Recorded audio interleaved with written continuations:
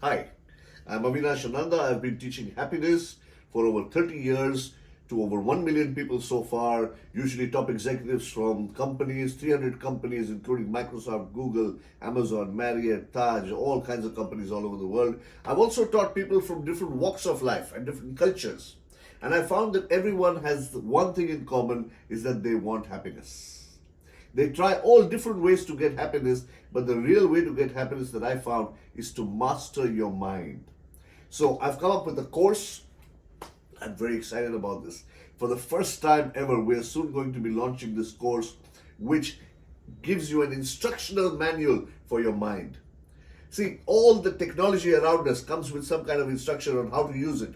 We come into this planet with this most advanced technology, we don't know how to use it. Master your mind for positivity, because then that positivity will help you get more productivity. It's the other way around. It's called the Happiness Advantage by Sean Aker in Positive Psychology. Positivity increases productivity by 37% minimum, which means the more happy you are, the more successful you can be. Focus on happiness first.